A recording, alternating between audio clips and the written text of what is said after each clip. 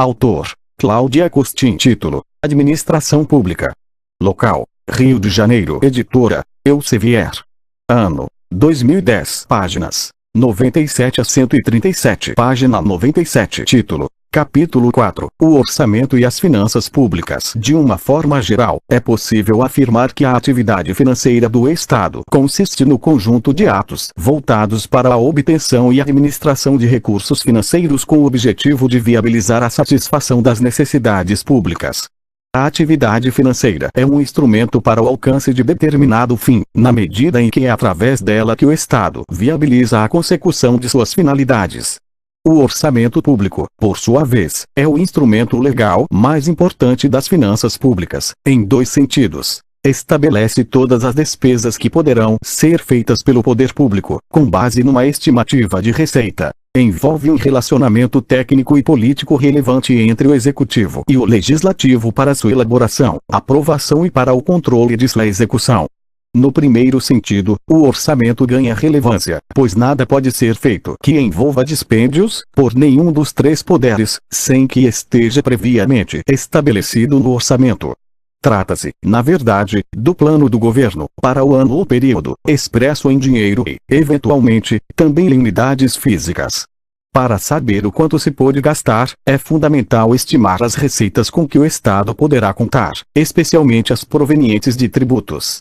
Erros nessa previsão justificam posteriormente a redução do valor liberado pelo Tesouro para a realização das despesas fixadas no orçamento ou mesmo a não realização de algumas delas.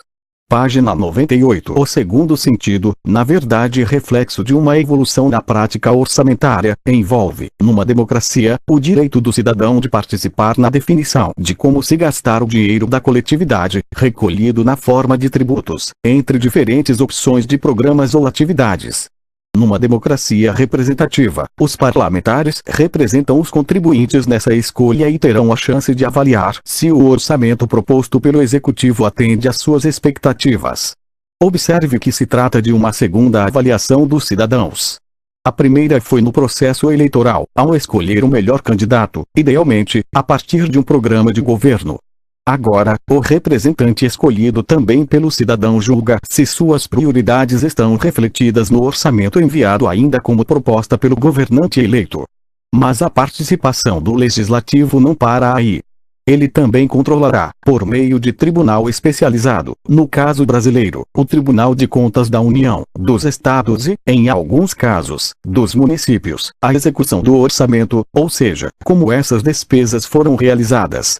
O orçamento é, assim, um documento legal que prevê a receita e fixa a despesa, de forma a evidenciar a política econômica financeira e o programa de trabalho do governo, segundo a Lei 4.320, que instituiu no Brasil normas para a elaboração e controle dos orçamentos e balanços da União, dos Estados, dos municípios e do Distrito Federal.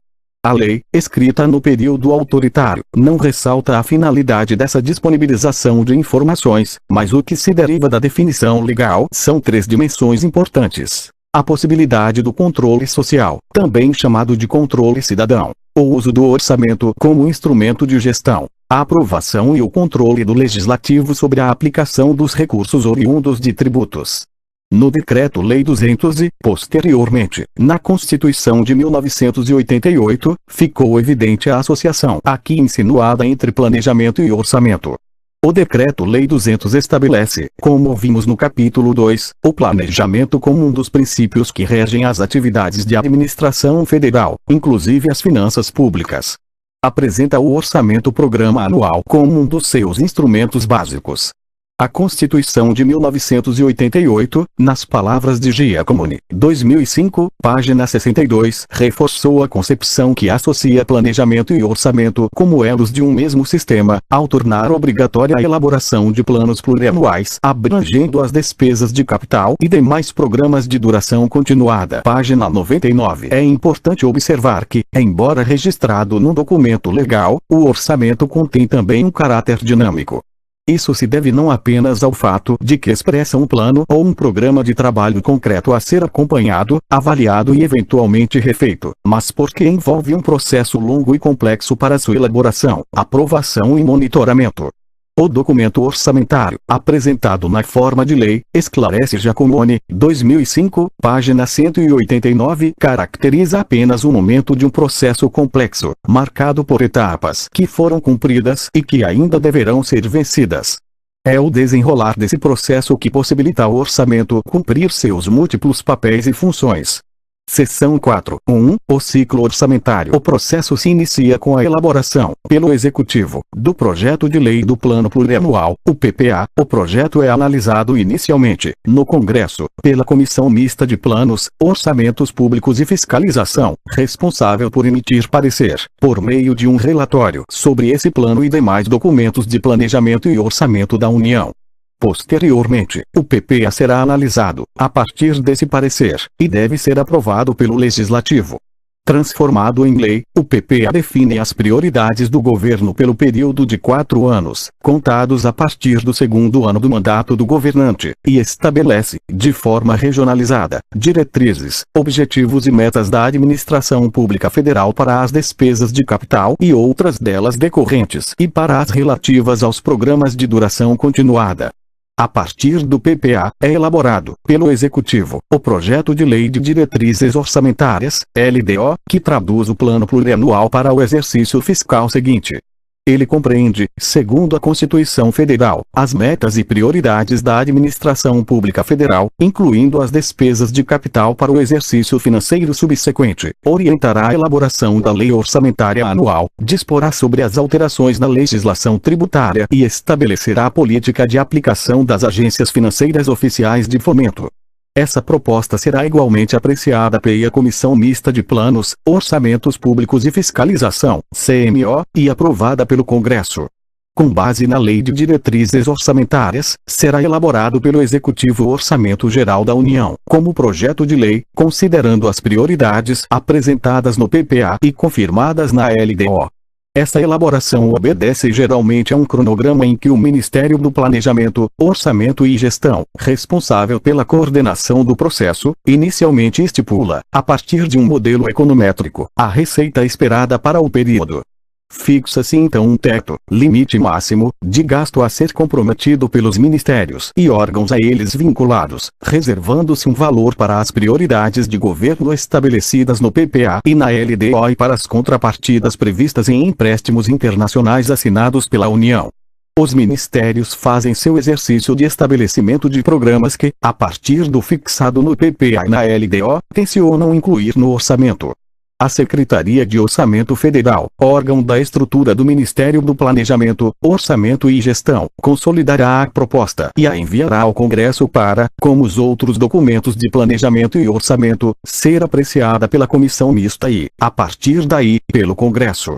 Página 100. O Orçamento Geral da União contém e consolida 3 orçamentos. 1. O orçamento fiscal referente aos poderes da União, seus fundos, órgãos e entidades da administração direta e indireta, inclusive fundações instituídas e mantidas pelo poder público. 2. O orçamento de investimento das empresas em que a União, direta ou indiretamente, detenha a maioria do capital social com direito a voto. 3. O orçamento da Seguridade Social, abrangendo todas as entidades e órgãos da área da saúde e da previdência social, da administração direta ou indireta, bem como os fundos e fundações instituídos e mantidos pelo poder público.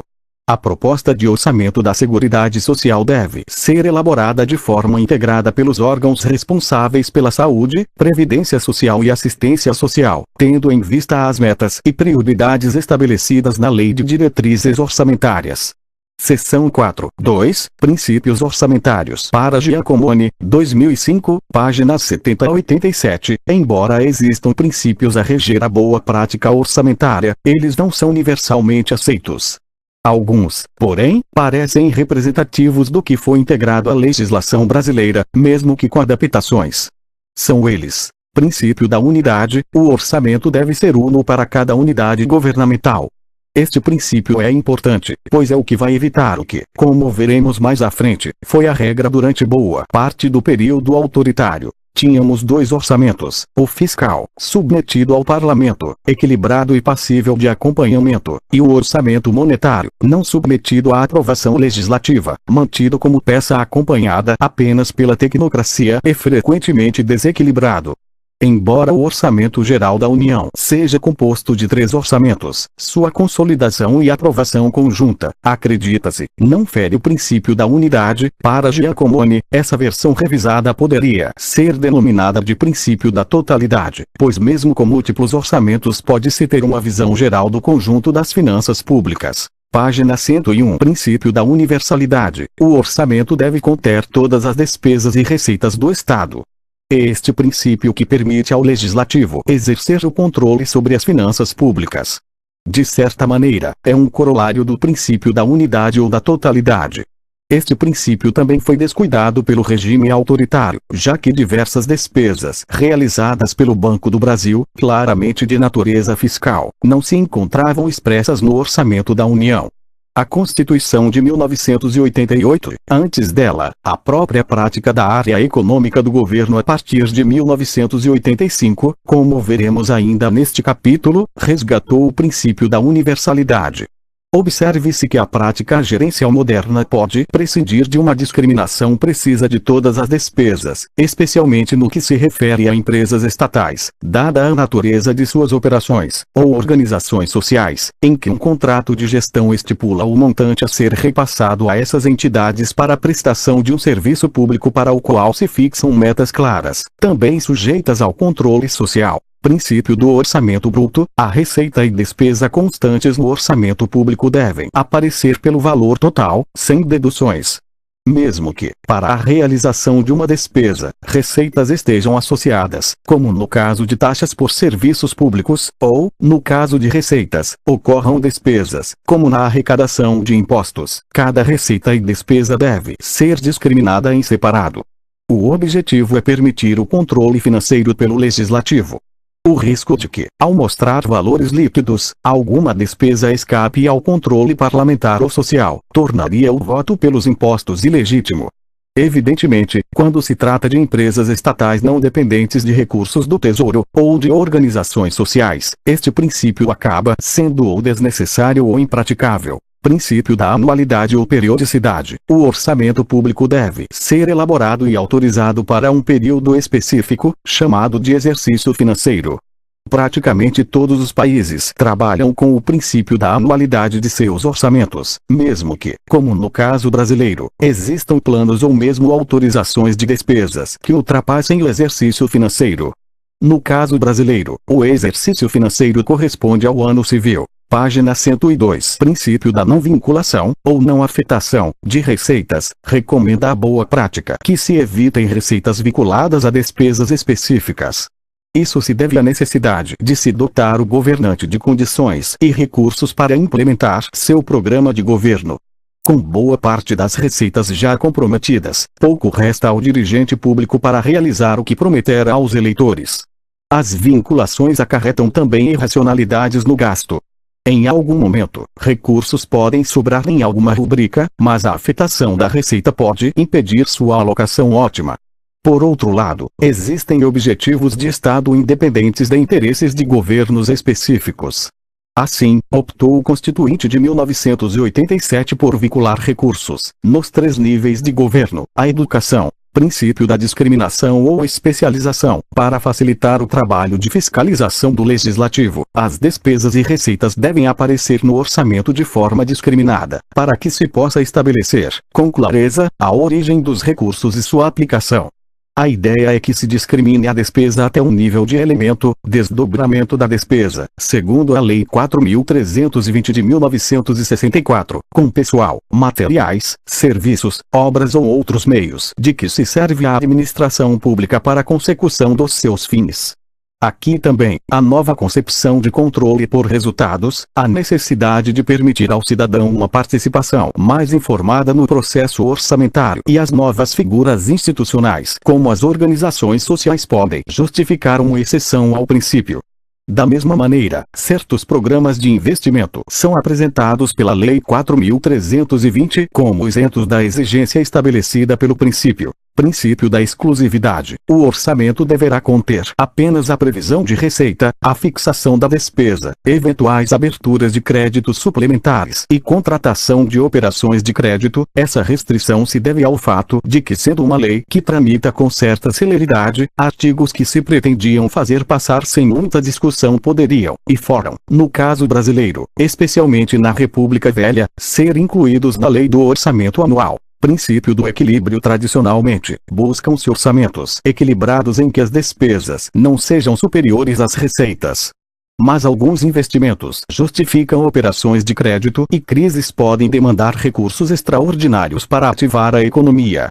A opção brasileira, tal como expressa na Constituição de 1988, é evitar déficits nas operações correntes, exigindo que a realização de operações de crédito não exceda o montante das despesas de capital. Página 103. Princípio da clareza. O orçamento deve ser apresentado em linguagem clara e compreensível para permitir a participação da sociedade civil na sua discussão e controle. Princípio da publicidade. Não apenas deve o orçamento ser tornado público pelos meios convencionais, publicação no Diário Oficial, mas deve utilizar as modernas tecnologias da informação para dar amplo acesso à população tanto no que se refere à lei, como à sua execução.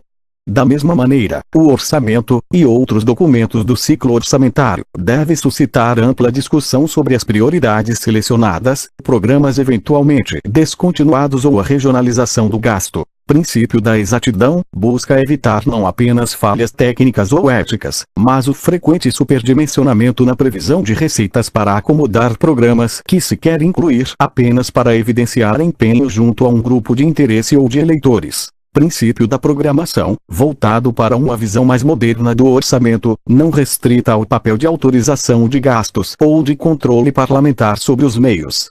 Trata-se aqui da ligação entre planejamento, gestão e controle social, em que o orçamento explicita o programa de trabalho do governo que pode ser mais bem gerido por dirigentes públicos, monitorado e avaliado pela sociedade civil, sem deixar de sofrer o controle do legislativo e ser por ele aprovado. Seção 4.3. O processo orçamentário e a legislação no Brasil. Como vimos anteriormente, o processo orçamentário, integrado com o planejamento e a gestão, contém três instrumentos: o Plano Plurianual, a Lei de Diretrizes Orçamentárias e a Lei Orçamentária Anual. Elaborados pelo Executivo, devem ser enviados ao Congresso para apreciação e votação em sessão conjunta da Câmara Federal e do Senado e, posteriormente, devolvidos ao Executivo para sanção. Envolve, assim, uma interação constante entre executivo e legislativo transcendendo, aliás, os envios do documento legal de um poder para o outro. Em diversas ocasiões, negociações importantes ocorrem entre os poderes, como escolha dos membros da Comissão de Planos, Orçamento e Fiscalização, CMO, seleção de relatores dos projetos, texto dos relatórios. Página 104. Validação do modelo macroeconômico e da previsão de receita, base para o orçamento anual, emendas e vetos. A cada situação, o Executivo procurará influenciar as ações do Legislativo, o que se tornará mais fácil caso disponha de uma maioria leal no Parlamento. Mesmo nessas condições, o processo político na aprovação destes documentos é intenso, mobilizam-se poderes e interesses e configura-se um momento privilegiado para a atuação e visibilidade dos parlamentares. É quando um parlamentar pode mostrar mais serviço à sua região e seus eleitores, a um setor de atividade, associando-se à bancada ruralista, à saúde pública ou ao setor de transportes, por exemplo, ou ganhar notoriedade e poder, por sua abordagem mais técnica ou atuação mais leal ao executivo, como relator. Além disso, o próprio processo de elaboração de cada instrumento de planejamento e orçamento é povoado de negociações e articulações políticas, embora, geralmente dentro do próprio governo, embora aqui também parlamentares interfiram. Isso ocorre particularmente na feitura do projeto de lei orçamentária. O Ministério do Planejamento, com base numa expectativa de receita, estipula montantes a serem distribuídos aos diferentes ministérios, que, pressionados por suas secretarias e órgãos vinculados, pressionarão por valores maiores. O comandante do processo no Ministério, a Secretaria de Orçamento Federal, SOF, vê-se em uma situação difícil. O processo político de elaboração do orçamento é assim descrito por Pontes Lima e Miranda, 2006, página 327. Os ministros setoriais pressionam o ministro do Planejamento diretamente, mas também pressionam o presidente da República. Os parlamentares da base de apoio ao governo igualmente pressionam o presidente por verbas a favor dos setores que representam: bancada da saúde, bancada ruralista, bancada sindical, etc. O presidente posiciona-se de diversas maneiras, conforme a situação. Em ano eleitoral, há uma tendência do presidente em preferir um orçamento menos rígido. Em situações de crise econômica, como a crise russa em 1998, que ocasionou ataques especulativos à moeda nacional, o presidente tende a prestigiar mais os ministérios econômicos, tornando-se menos suscetíveis às pressões por expansão dos gastos públicos. Observe-se também que é nesse processo que se exerce a função alocativa do Estado, ou seja, associam-se os recursos coletados pelo aparelho do Estado a bens ou serviços distintos a serem oferecidos a seus cidadãos. Em contexto democrático, essa função é um momento privilegiado de interação dos atores envolvidos em configurar a oferta pública. Página 105. Um papel muito importante será exercido, no Legislativo, pela Comissão Mista de Planos, Orçamentos e Fiscalização, CMO. É nela que se analisam os projetos de lei enviados pelo Executivo para se tornarem os futuros PPA, LDO e LOA e se elaboram os relatórios que servirão de base para a votação, em sessão conjunta, dos três instrumentos legais. Os membros da CMO são escolhidos e indicados anualmente, segundo um número de vagas por partido definido com base na proporcionalidade partidária.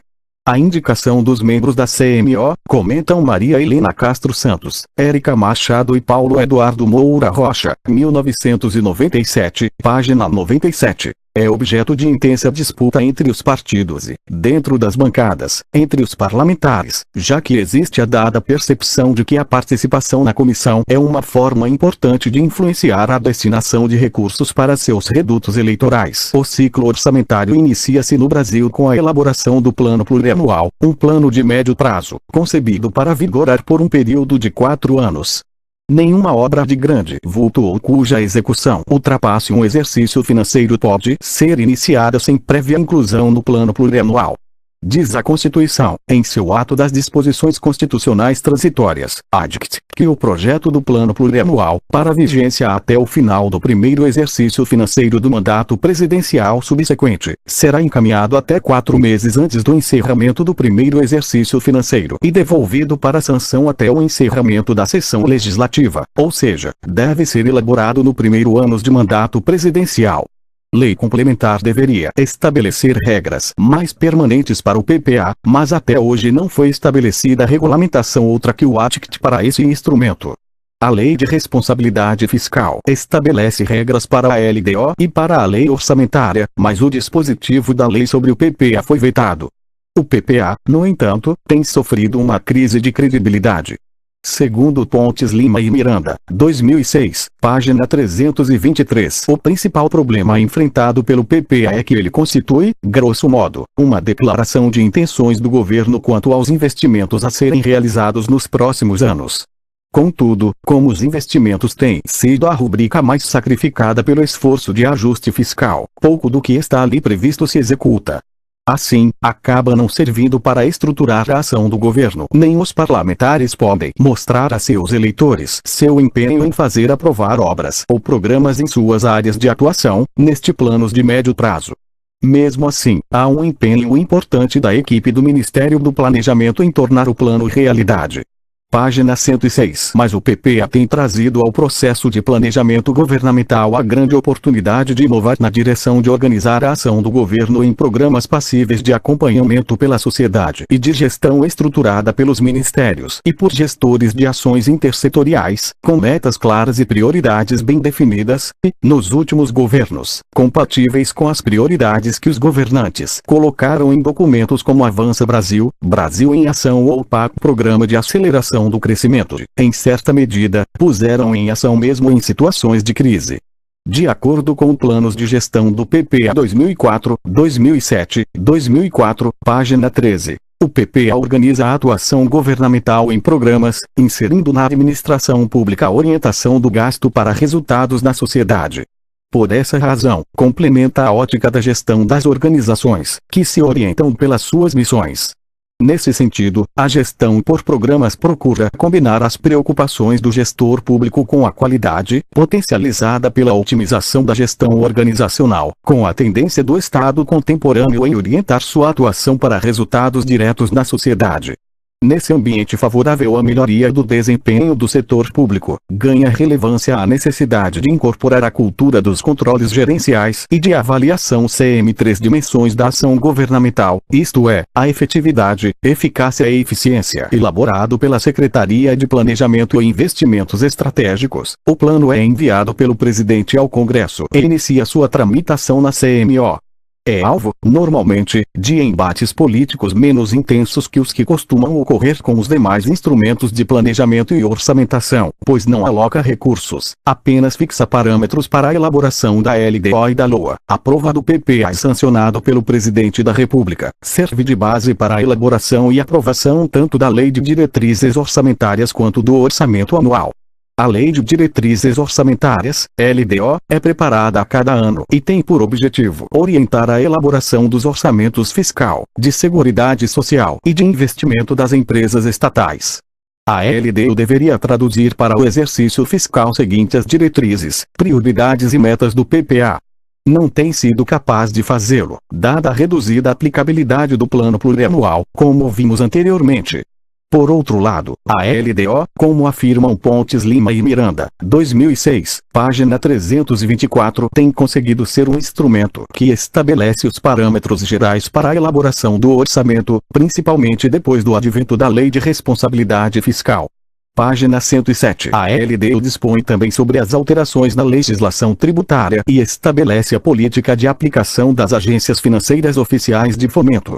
Por força da Lei de Responsabilidade Fiscal, um dos avanços mais importantes das finanças públicas no período recente, a LDO deve dispor também sobre o equilíbrio entre receitas e despesas. Os critérios e a forma de limitação de empenho, ou empenho da despesa, é o ato adotado por alguém autorizado que cria para o Estado obrigação de pagamento a um fornecedor, caso o que foi contratado seja realizado. Artigo 58 da Lei 4.320/64. E, de certa forma, o registro da despesa, normas relativas ao controle de custos e à avaliação dos resultados dos programas financiados com recursos dos orçamentos, demais condições e exigências para transferências de recursos a entidades públicas e privadas.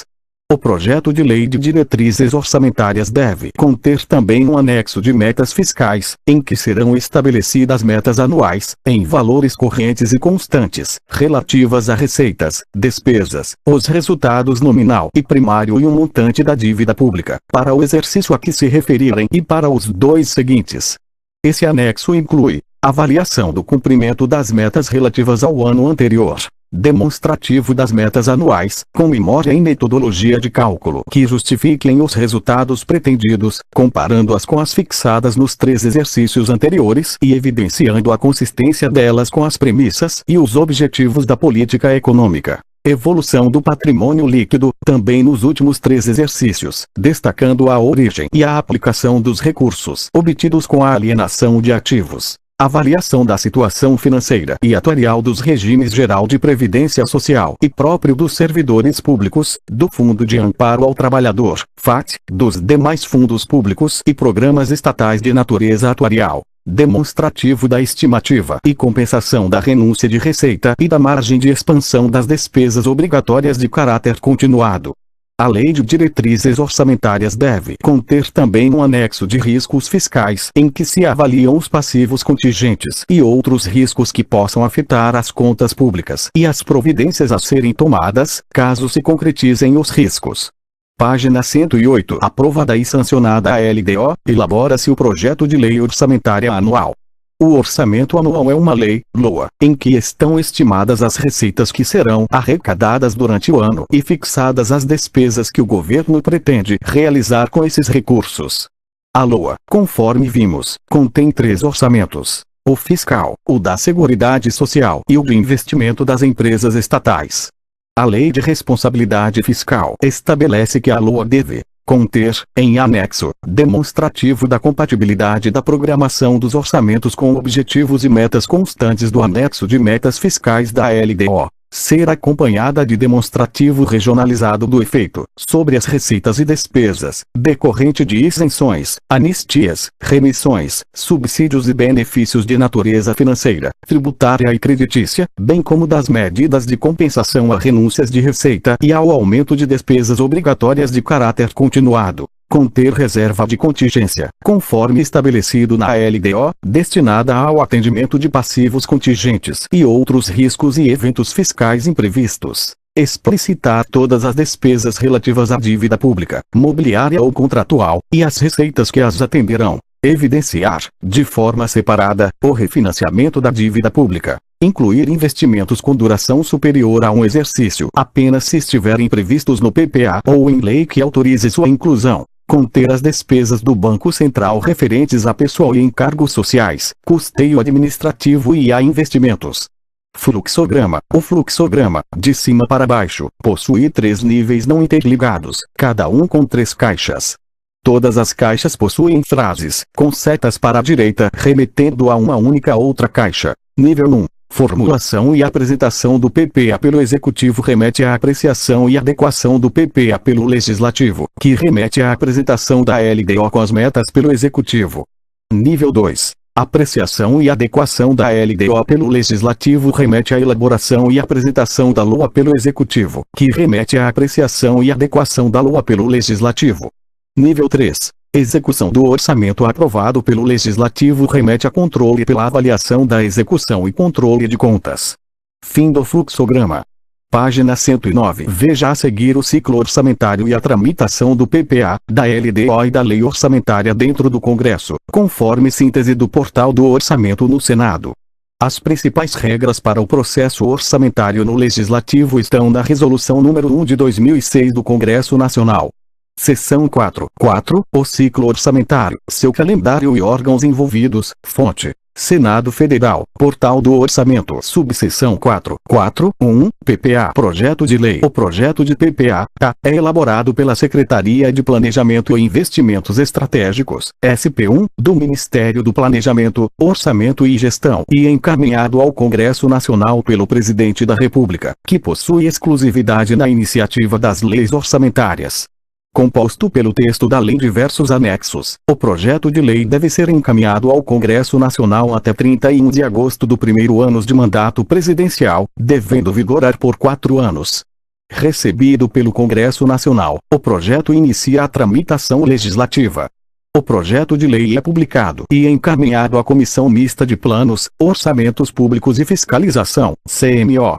Parecer preliminar. O parlamentar designado para ser o relator do projeto de plano plurianual, PAJ, deve, primeiramente, elaborar relatório preliminar sobre o projeto, o qual, aprovado pela CMO, passa a denominar-se parecer preliminar.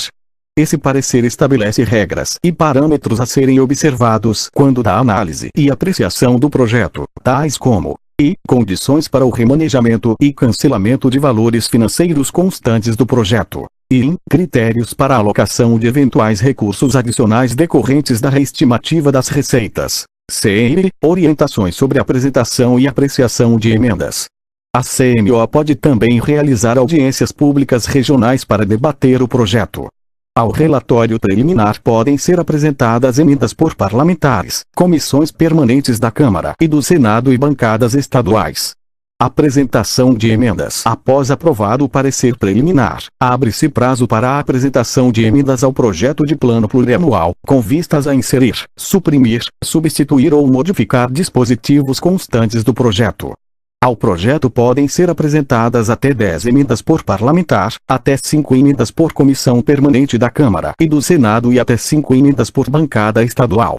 As emendas são apresentadas perante a CMO, que sobre elas emite parecer conclusivo e final, o qual somente poderá ser modificado mediante a aprovação de destaque no plenário do Congresso Nacional.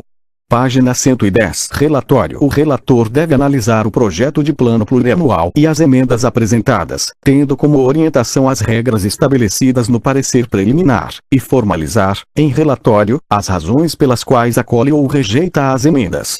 Deve também justificar quaisquer outras alterações que tenham sido introduzidas no texto do projeto de lei. O produto final desse trabalho, contendo as alterações propostas ao texto do PA, decorrentes das emendas acolhidas pelo relator e das por ele apresentadas, constitui a proposta de substitutivo. O relatório e a proposta de substitutivo são discutidos e votados no plenário da CMO, sendo necessária para aprová-los a manifestação favorável da maioria dos membros de cada uma das casas que integram a CMO. O relatório aprovado em definitivo pela comissão constitui o parecer da CMO, o qual será encaminhado à Secretaria-Geral da Mesa do Congresso Nacional, para ser submetido à deliberação das duas casas, em sessão conjunta. Autógrafo e leis. Após aprovado, o parecer da CMO é submetido à discussão e votação no plenário do Congresso Nacional. Os congressistas podem solicitar destaque para a votação em separado de emendas, com o objetivo de modificar os pareceres aprovados na CMO. Esse requerimento deve ser assinado por 1/10 dos congressistas e apresentado à mesa do Congresso Nacional até o dia anterior ao estabelecido para discussão da matéria no plenário do Congresso Nacional. Concluída a votação, a matéria é devolvida à CMO para a redação final. Recebe o nome de autógrafo o texto do projeto ou do substitutivo aprovado definitivamente em sua redação final assinado pelo presidente do Congresso, que será enviado à Casa Civil da Presidência da República para sanção. O presidente da República pode vetar o autógrafo, total ou parcialmente, no prazo de 15 dias úteis contados da data do recebimento. Nesse caso, comunicará ao presidente do Senado os motivos do veto. A parte não vetada é publicada no Diário Oficial da União como lei. O veto deve ser apreciado pelo Congresso Nacional. Subseção 4.4.2, LDO. Projeto de lei. O projeto de LDO, PODO, é elaborado pela Secretaria de Orçamento Federal e encaminhado ao Congresso Nacional pelo Presidente da República, que possui exclusividade na iniciativa das leis orçamentárias. Composto pelo texto da lei e os anexos, o projeto de lei deve ser encaminhado ao Congresso Nacional até 15 de abril de cada ano. Página 111. Recebido pelo Congresso Nacional, o projeto inicia a tramitação legislativa. O projeto de lei é publicado e encaminhado à Comissão Mista de Planos, Orçamentos Públicos e Fiscalização, CMO. Parecer preliminar. O parlamentar designado para ser o relator do projeto de diretrizes orçamentárias, PODO, deve, primeiramente, elaborar relatório preliminar sobre o projeto, o qual, aprovado pela CMO, passa a denominar-se parecer preliminar. Esse parecer estabelece regras e parâmetros a serem observados quando da análise e apreciação do projeto, tais como 1. Condições para o cancelamento de metas constantes do projeto. 2. Critérios para o acolhimento de emendas. E 3. Disposições sobre apresentação e apreciação de emendas individuais e coletivas. Além disso, o parecer preliminar avalia os cenários econômico, fiscal e social, bem como os parâmetros macroeconômicos utilizados na elaboração do projeto e as informações constantes de seus anexos, com o objetivo de promover análises prévias ao conteúdo apresentado. Como complemento à análise inicial, a CMO realiza audiência pública com o ministro do Planejamento, Orçamento e Gestão, antes da apresentação do relatório preliminar. Ao relatório preliminar podem ser apresentadas emendas por parlamentares e pelas comissões permanentes da Câmara e do Senado. Emendas. Após aprovado o parecer preliminar, abre-se o prazo para a apresentação de emendas. Cada parlamentar, comissão permanente do Senado Federal e da Câmara de Deputados e bancada estadual do Congresso Nacional podem apresentar até 5 emendas ao anexo de metas e prioridades. Ao texto do projeto de lei, as emendas são ilimitadas. As emendas são apresentadas perante a CMO, que sobre das emitirá parecer conclusivo, que somente poderá ser modificado mediante aprovação de destaque no plenário do Congresso Nacional. Relatório. O relator deve analisar o projeto de lei de diretrizes orçamentárias e as emendas apresentadas, com base no parecer preliminar. Deve evidenciar, no relatório, por que acolhe ou rejeita as emendas e justificar quaisquer outras alterações introduzidas no projeto de lei.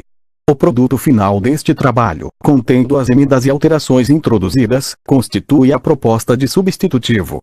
O relatório e o substitutivo são discutidos e votados no plenário da CMO, sendo necessário para aprová-los a maioria dos membros de cada uma das casas, Câmara Federal e Senado, que integram a CMO. A Constituição Federal não estipula prazo para a aprovação da LDO, mas estabelece que o Congresso não terá direito a recesso, a partir de 17 de julho, se o projeto de LDO não for aprovado. O relatório aprovado em definitivo pela comissão constitui o parecer da CMO, que será submetido à deliberação das duas casas em sessão conjunta. Página 112. Autógrafo e leis. Após aprovado, o parecer da CMO é submetido à discussão e aprovação do plenário do Congresso Nacional. Os congressistas podem solicitar destaque para votação em separado de emendas, a fim de modificar os pareceres aprovados pela CMO. Esse requerimento deve ser assinado por 1/10 dos congressistas e apresentado à mesa do Congresso Nacional até o dia anterior ao estabelecido para a votação da matéria. Concluída a votação, a matéria é devolvida à CMO para a redação final. Recebe o nome de autógrafo o texto do projeto ou do substitutivo aprovado em sua versão final, assinado pelo presidente do Congresso, enviado à sanção do presidente, que poderá vetar o autógrafo, parcial ou totalmente, no prazo de 15 dias úteis, contados da data do recebimento. Nesse caso, comunicará ao presidente do Senado os motivos do veto. A parte não vetada será publicada no Diário Oficial como lei. O veto deverá ser apreciado pelo Congresso. Subseção 4.4.3 Orçamento Anual. Projeto de Lei. O Projeto de Lei Orçamentária Anual, LOA, é elaborado pela Secretaria de Orçamento Federal, SOF, e encaminhado ao Congresso Nacional pelo Presidente da República. Composto pelo texto da lei, quadros orçamentários consolidados e anexos dos 3 orçamentos, o projeto de lei deve ser enviado para apreciação do Congresso até dia 31 de agosto de cada ano. Recebido pelo Congresso, o projeto é publicado e encaminhado à apreciação da CMO. A comissão realiza audiências públicas com ministros ou representantes dos órgãos de planejamento, orçamento e fazenda do Executivo ou com representantes das diversas áreas que integram o orçamento. Relatório da Receita. É nomeado um relator da Receita que, com o auxílio do Comitê da Receita da CMO, analisa a previsão de receita do Executivo. O objetivo é verificar se o montante estipulado é compatível com os parâmetros econômicos para o ano seguinte. Caso encontre algum erro, a CMO pode propor nova estimativa. Página 113. O relator apresenta o relatório da Receita, contendo o exame da conjuntura macroeconômica e do impacto do endividamento sobre as finanças públicas, a análise da evolução da arrecadação das receitas nos últimos exercícios, frente à sua estimativa no projeto recebido, as receitas reestimadas e os pareceres sobre as emendas apresentadas. Caso haja mudanças na legislação tributária durante a tramitação do projeto, o prazo máximo para propor alterações é de até 10 dias após a votação do último relatório setorial. Parecer preliminar. É designado um relator geral do projeto de lei que deverá elaborar um relatório preliminar contendo os parâmetros e critérios a serem obedecidos na apresentação de emendas e na elaboração do relatório pelo relator geral e pelos relatores setoriais. O relatório preliminar é composto de 2 partes. A primeira, geral, contém as metas fiscais, um exame de compatibilidade com o PPA, a LDO e a Lei de Responsabilidade Fiscal, avaliação das despesas por áreas temáticas, entre outros temas. A segunda parte, especial, inclui as regras para a atuação dos relatores setoriais e geral e as orientações específicas referentes às emendas. Define também a composição da reserva de recursos a ser utilizada para o atendimento das emendas apresentadas. Ao relatório preliminar podem ser apresentadas emendas. As emendas à despesa podem ser de remanejamento, de apropriação ou de cancelamento. A emenda de remanejamento é aquela que propõe acréscimo ou inclusão de dotações e, simultaneamente, como fonte de recursos, a anulação equivalente de outras dotações, exceto a de reserva de contingência. A emenda de apropriação é a que propõe acréscimo ou inclusão de dotações e, simultaneamente, como fonte de recursos, a anulação equivalente de recursos da reserva de recursos ou outras dotações definidas no parecer preliminar.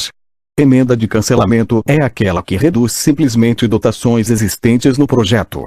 A emenda proposta somente será aprovada se for compatível com o PPA e a LDO, indicar os recursos necessários, não for constituída de várias ações que devam ser objeto de emendas distintas, não contrariar normas regimentais sobre a matéria.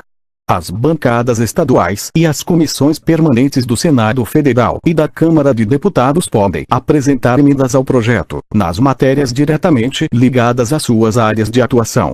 Cada parlamentar pode apresentar 25 emendas individuais, no valor definido no parecer preliminar. Os relatores somente podem apresentar emendas para corrigir erros e omissões, recompor total ou parcialmente dotações canceladas e atender às especificações do parecer preliminar. Página 114. Ciclo setorial. O projeto de lei é dividido em 10 áreas temáticas, como educação, saúde ou agricultura. Para cada uma é designado um relator setorial que deve avaliar o projeto encaminhado, as emendas relativas ao tema e encaminhar um relatório setorial, com suas conclusões e parecer. Os relatores setoriais devem debater o projeto nas comissões permanentes, antes de apresentar os relatórios, podendo ser convidados, na oportunidade, representantes da sociedade civil. Na elaboração dos projetos setoriais, serão observados os limites e critérios fixados no parecer preliminar. O relator deve verificar a compatibilidade do projeto com o PPA, a LDO e a Lei de Responsabilidade Fiscal, a execução orçamentária recente e os efeitos dos créditos adicionais dos últimos 4 meses. Os créditos utilizados para a distribuição dos recursos e as medidas adotadas quanto às obras e serviços, com indícios de irregularidades graves apontadas pelo TCU, também deverão constar do relatório. Os relatórios setoriais serão discutidos e votados individualmente pela CMO. Ciclo geral. Após a aprovação dos relatórios setoriais, é tarefa do relator geral compilar as decisões setoriais em um único documento, chamado relatório geral, que será submetido à CMO. O papel do relator geral é verificar a constitucionalidade e legalidade das alocações de recursos e zelar pelo equilíbrio regional da distribuição realizada.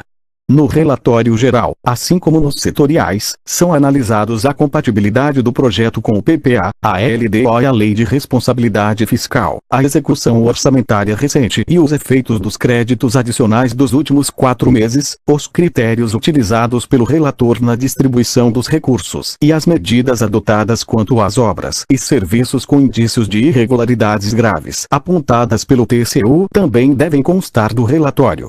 Integram ainda o relatório geral os relatórios dos comitês permanentes e daqueles constituídos para assessorar o relator geral. As emendas ao texto e as de cancelamento são analisadas exclusivamente pelo relator geral, que sobre elas emite parecer. Página 115. A apreciação do relatório geral, na CMO, somente terá início após a aprovação, pelo Congresso Nacional, do projeto de plano plurianual ou de projeto de lei que o revise. O relatório geral é lido, discutido e votado no plenário da CMO. Os congressistas podem solicitar destaque para a votação em separado de emendas, com o objetivo de modificar os pareceres propostos pelo relator. O relatório aprovado em definitivo pela comissão constitui o parecer da CMO, o qual será encaminhado à Secretaria-Geral da Mesa do Congresso Nacional, para ser submetido à deliberação das duas casas, em sessão conjunta. Autógrafo e leis. O parecer da CMO é submetido à discussão e votação no plenário do Congresso Nacional. Os congressistas podem solicitar destaque para a votação em separado de emendas, com o objetivo de modificar os pareceres aprovados na CMO. Esse requerimento deve ser assinado por 1/10 dos congressistas e apresentado à mesa do Congresso Nacional até o dia anterior ao estabelecido para discussão da matéria no plenário do Congresso Nacional. Concluída a votação, a matéria é devolvida à CMO para a redação final. Recebe o nome de autógrafo o texto do projeto ou do substitutivo aprovado definitivamente em sua redação final assinado pelo presidente do Congresso, que será enviado à Casa Civil da Presidência da República para sanção. O presidente da República pode vetar o autógrafo, total ou parcialmente, no prazo de 15 dias úteis, contados da data do recebimento. Nesse caso, comunicará ao presidente do Senado os motivos do veto. A parte não vetada é publicada no Diário Oficial da União como lei. O veto deve ser apreciado pelo Congresso Nacional. Seção 4.5. Conceitos de finanças públicas. As finanças públicas dizem respeito à captação de recursos pelo Estado e os gastos públicos que procuram atender às necessidades da população. Em outros termos, trata do gasto e de seu financiamento.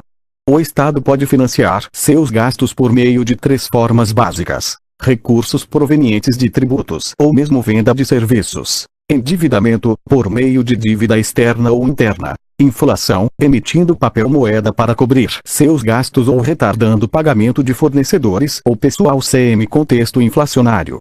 Página 116. No orçamento público alocamos os recursos obtidos pelo Estado entre usos alternativos.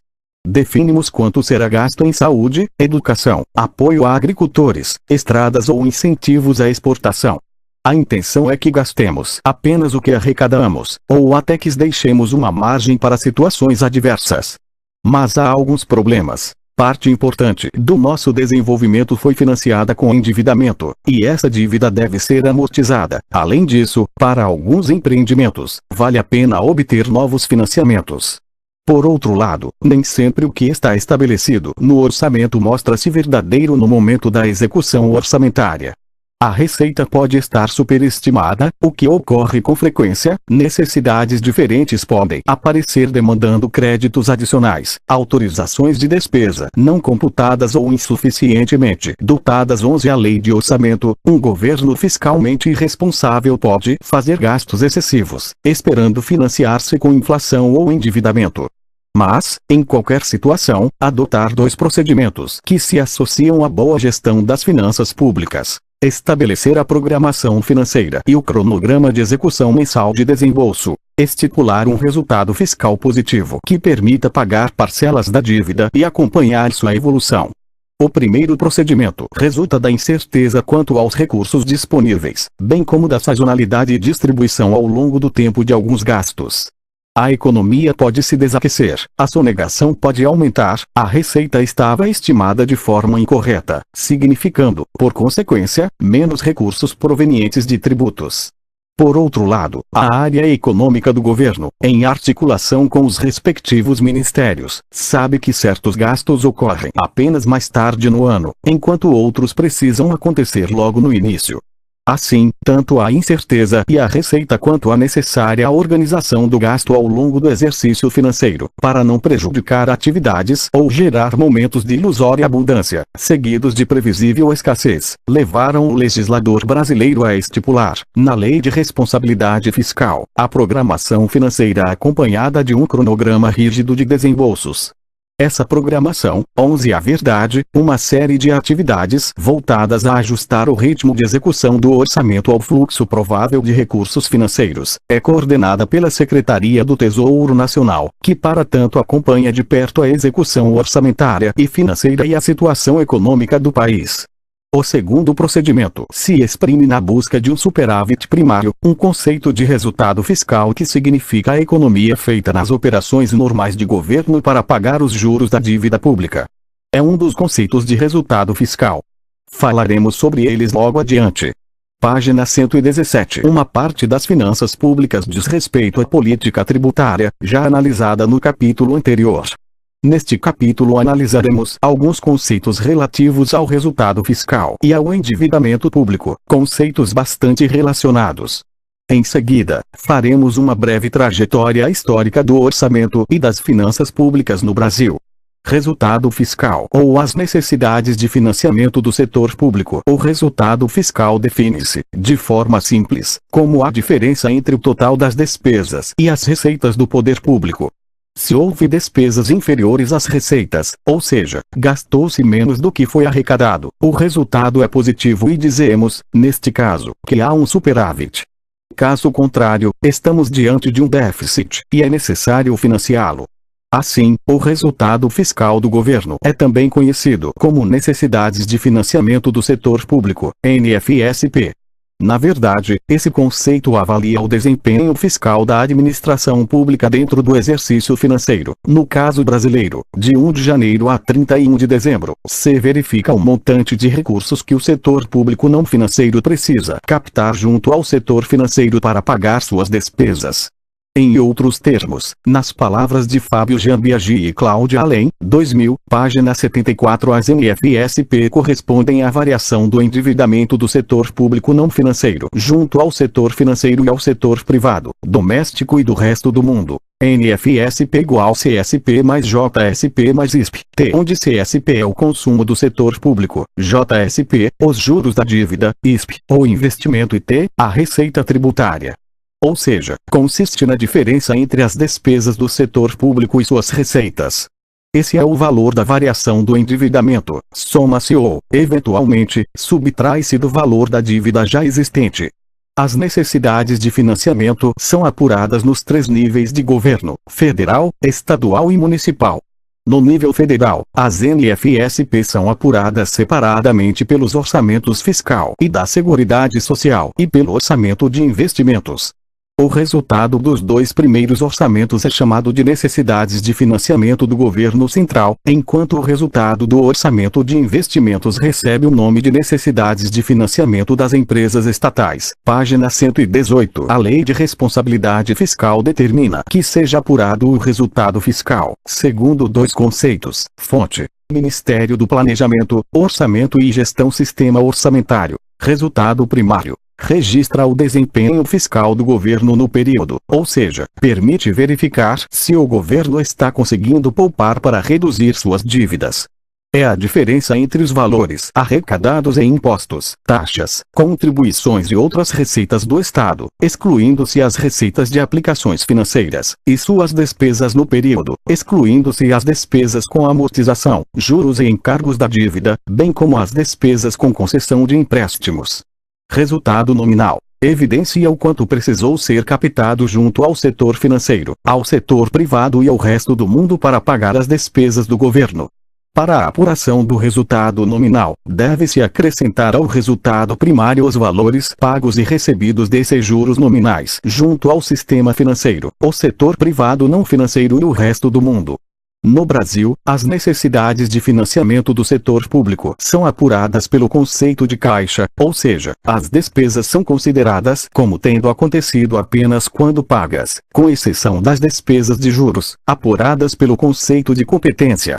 Segundo Fábio Jambiagi e Cláudia Além, 2000, página 68, isso é feito para se evitar que, se o governo emite títulos desse prazo muito longo, com pagamentos concentrados no tempo, o déficit seja artificialmente baixo durante algum tempo e depois estoure no momento do vencimento. Ao apropriar juros pelo conceito de competência, o BS torna a despesa de juros mais regular ao longo do tempo. Existem 2 formas de apuração dos resultados ou das chamadas necessidades de financiamento do setor público. São os critérios abaixo da linha e acima da linha. O critério abaixo da linha leva em consideração apenas os passivos ou dívidas, apurando o desempenho fiscal do governo por intermédio do cálculo de variação do endividamento líquido em determinado período. Já o acima da linha apura o desempenho fiscal do governo por meio dos fluxos de receitas e despesas orçamentárias em determinado período. A Secretaria do Tesouro Nacional do Ministério da Fazenda publica mensalmente relatórios do Tesouro Nacional em que consta o cálculo, mensal e anualizado, do resultado primário do governo central. Página 110, página 110, página 110, página 119. Seção 4, 6. Resultado primário do Governo Central Brasil, demonstrativo do cálculo de resultado primário, fonte Secretaria do Tesouro Nacional, 2008. 1. Receita total 1. Receitas do Tesouro 1 Receita bruta 1. 2. Restituições 1. 3. Incentivos fiscais 2. Receitas da Previdência Social 3. Receitas do Banco Central 2. Transferências a estados e municípios 3. Receita líquida total 2. 4. Despesa total 4. Despesas do Tesouro 4. 1. Pessoal e encargos sociais 4. 2. Custeio e capital 4. 2. Despesa do FAT 4. 2. Subsídios e subvenções econômicas 4. 3. Benefícios assistenciais, o gás/RMV 4. 4. Outras despesas de custeio e capital 4. 4. Outras despesas de custeio 4. 2.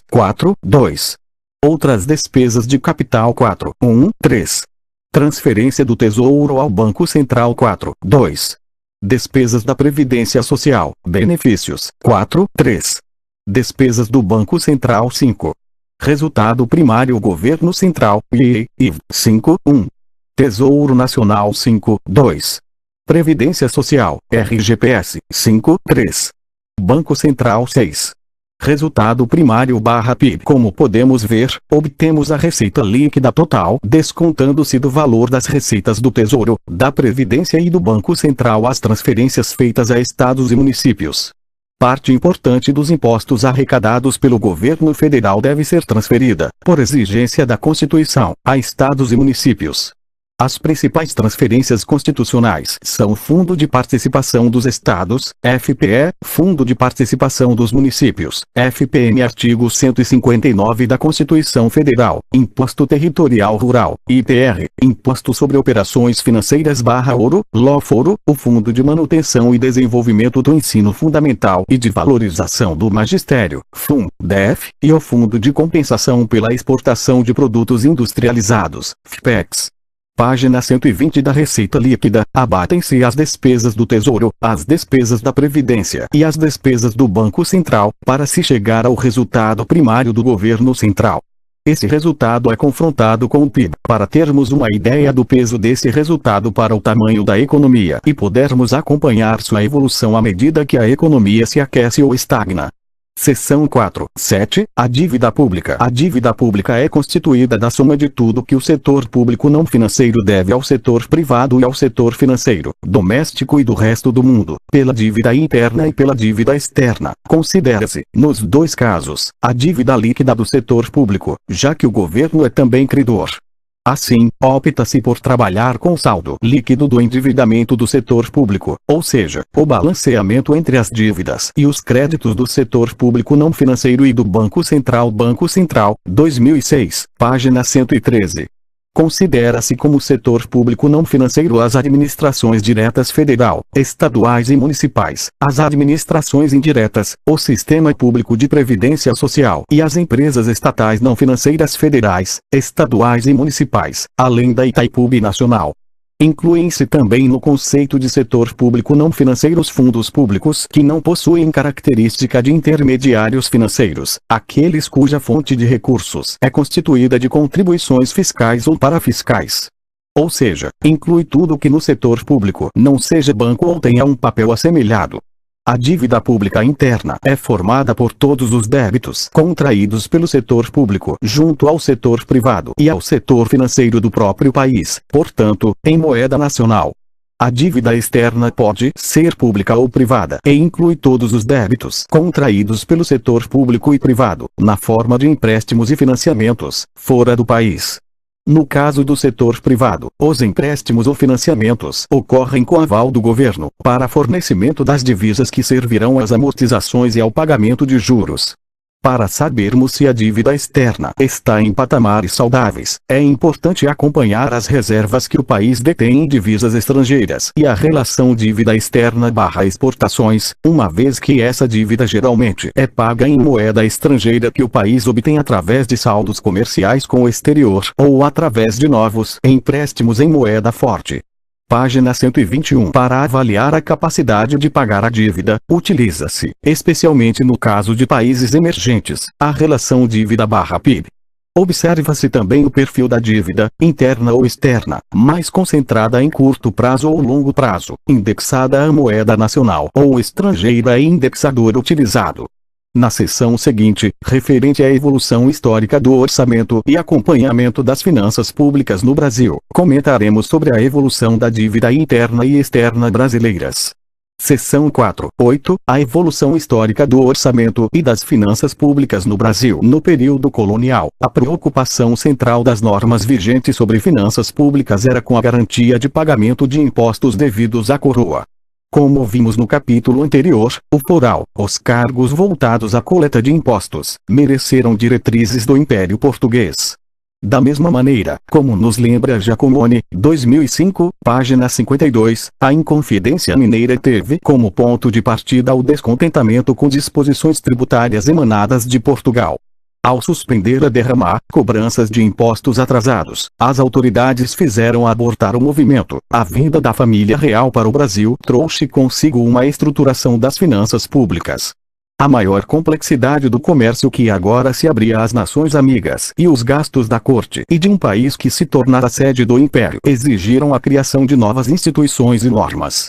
Em 1808, eram criados, como vimos, o Erário Público, que, em 1821, passou a ser o Ministério da Fazenda, e o Regime de Contabilidade.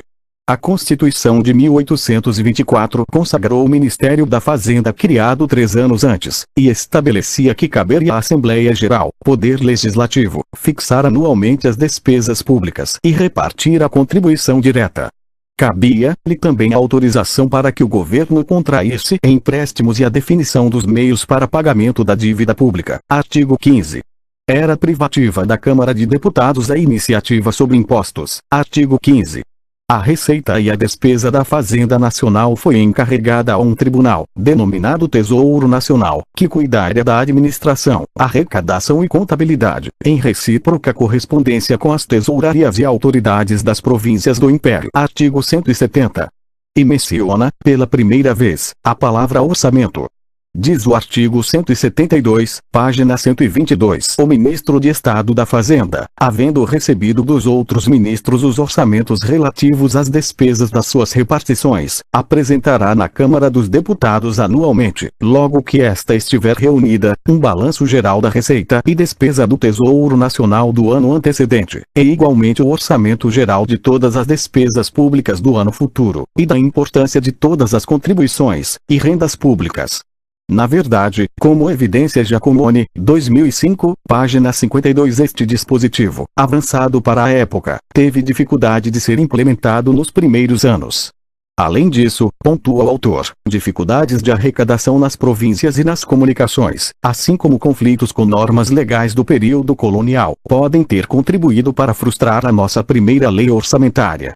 Para ele, o primeiro orçamento brasileiro teria sido, então, aquele aprovado pelo Decreto Legislativo de 15 de dezembro de 1830, que fixava a despesa e orçava a receita das antigas províncias para o exercício de 1 de julho de 1831 a 30 de junho de 1832, portanto, durante o período regencial. Também durante as regências foi promulgado o ato adicional, aprovado pela Lei de Emenda Constitucional nº 16 de 12 de agosto de 1834, modificando a Constituição Imperial e ampliando os poderes dos Conselhos Gerais, que passaram a denominar-se Assembleias Legislativas Provinciais.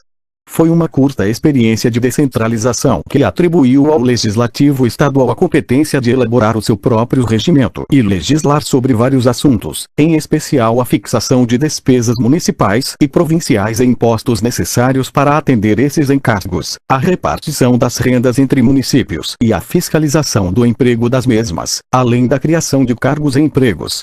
A Constituição Republicana, como vimos, promoveu forte descentralização, assegurando autonomia às antigas províncias, agora denominadas estados.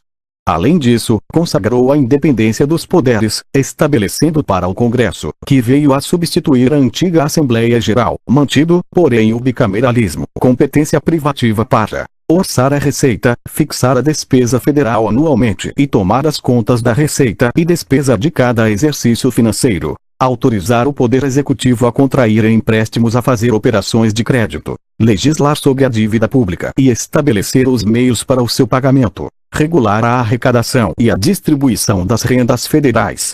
Observe-se que, na Constituição anterior, embora coubesse à Assembleia Geral a fixação das despesas e a estimativa da receita, ela se fazia por iniciativa do Executivo, por meio de ato do Ministro da Fazenda. Outro dispositivo importante para o processo orçamentário é o que estabelecia que o eventual descumprimento do orçamento votado pelo Congresso constituía crime de responsabilidade por parte do presidente. Artigo 54.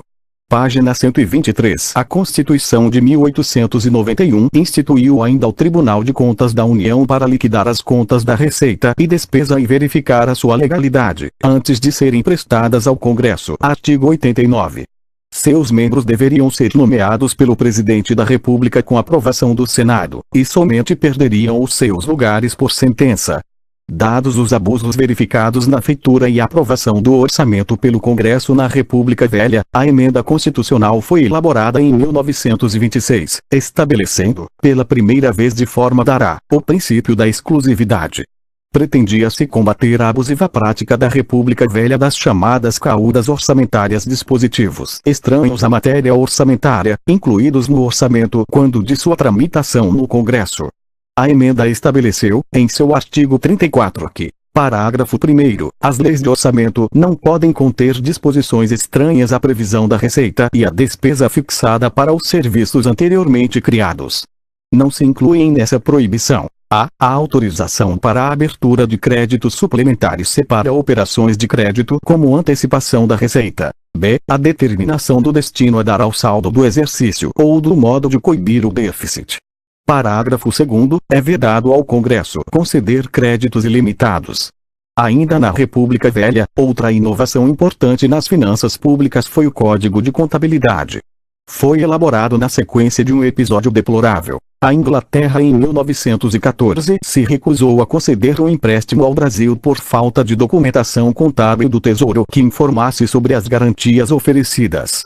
Formou-se então uma comissão, posteriormente transformada em seção técnica da Diretoria-Geral de Contabilidade, para organizar os serviços de contabilidade do Tesouro Nacional. Essa seção retoma o método das partidas dobradas, que havia sido abandonado no final do século XIX. Em 1921 instituiu-se a Contadoria Central da República, e, em 1922, por meio do Decreto N. 4536, de 28 de janeiro de 1922, aprovou-se o Código de Contabilidade. Apesar de surgir dentro da vigência da Constituição de 1891, que, como vimos, atribuía a iniciativa da lei orçamentária à Câmara de Deputados, o Código acabou tendo de formalizar o que informalmente já acontecia. O Executivo fornecia ao Legislativo todos os elementos para que este exercitasse sua atribuição de iniciar a feitura da lei orçamentária. Lembra-nos Giacomone, 2005, página 54. Assim, o Código estabelecia que o governo enviasse à Câmara de Deputados até 31 de maio de cada ano a proposta de fixação da despesa, como cálculo da Receita Geral da República, para servir de base à iniciativa da Lei de Orçamento, artigo 13. Página 124. O governo Vargas introduziu uma lógica estruturadora à administração pública e fez o mesmo com nossas finanças. Foi a consagração da administração burocrática e da manualização de procedimentos. Mas foi também o período em que se fortalece a presença do Estado na economia, com sérias consequências para o desenvolvimento e para o déficit público. Para empreender essa tarefa, Getúlio centralizou o poder e, portanto, a administração fiscal. Essa nova ordem já se torna clara na efêmera Constituição de 1934. Essa Constituição vai dedicar toda uma seção ao orçamento, que, pela primeira vez numa Constituição, consagra, além do princípio da anualidade, o da exclusividade, expresso, como vimos na Emenda Constitucional de 1926. Assim, diz o texto constitucional, artigo 50. A lei de orçamento não conterá dispositivo estranho à receita prevista e à despesa fixada para os serviços anteriormente criados. Não se incluem nesta proibição a autorização para a abertura de créditos suplementares e operações de créditos por antecipação de receita. B. A aplicação de saldo, ou o modo de cobrir o déficit. Afirma também o princípio da universalidade, ou seja, que o orçamento deve conter todas as receitas e todas as despesas do Estado. Por outro lado, previa duas partes na fixação da despesa, uma fixa outra variável. A iniciativa do presidente na proposta de orçamento, introduzida pelo Código de Contabilidade, foi também incluída na Constituição. A Câmara dos Deputados não mais terá, desde então, a iniciativa orçamentária. Observe-se que nunca teve na prática, apenas formalmente. Em 1937, o presidente decreta uma nova Constituição, centralizando ainda mais o poder e detalhando procedimentos para o orçamento e as finanças públicas. Entre outros, foi estabelecido que o presidente da República poderia expedir decretos-lei sobre as matérias de competência legislativa da União, mas excetuava o orçamento, os impostos, os empréstimos públicos e a alienação e oneração de bens imóveis da União. Observe-se, porém, que a despeito da vedação, no capítulo sobre elaboração do orçamento, o presidente se reserva o direito de publicar o orçamento enviado para apreciação das duas casas, se ela não houvesse terminado, nos prazos prescritos, a votação do projeto de lei. Página 125. Na verdade, segundo Giacomoni, 2005, página 55, as duas casas legislativas nunca foram instaladas e o orçamento federal foi sempre elaborado e decretado pelo chefe de executivo. A proposta de lei orçamentária, pelo texto constitucional, seria elaborada por um departamento administrativo mantido junto à Presidência da República, com as seguintes atribuições. Artigo 67. A. O estudo pormenorizado das repartições, departamentos e estabelecimentos públicos, com fim de determinar, do ponto de vista da economia e eficiência, as modificações a serem feitas na organização dos serviços públicos, sua distribuição e agrupamento, dotações orçamentárias, condições e processos de trabalho, relações de uns com os outros e com o público. B. Organizar anualmente, de acordo com as instruções do Presidente da República, a proposta orçamentária a ser enviada por este à Câmara dos Deputados. C. Fiscalizar, por delegação do Presidente da República e na conformidade das suas instruções, a execução orçamentária. Esse órgão, como vimos, foi o DASP, Departamento Administrativo do Serviço Público, criado em 1938, com uma divisão de orçamento que só pôde se constituir anos mais tarde. O DASP se insere na iniciativa de reforma e planejamento que possibilitou uma nova configuração dos órgãos estatais, permitindo a valorização dos órgãos planejadores e fiscalizadores da época. Por um longo período, o Ministério da Fazenda, por meio de sua Comissão de Orçamento, com subordinação administrativa ao Ministério da Fazenda e técnica ao DASP, preparava a proposta de orçamento.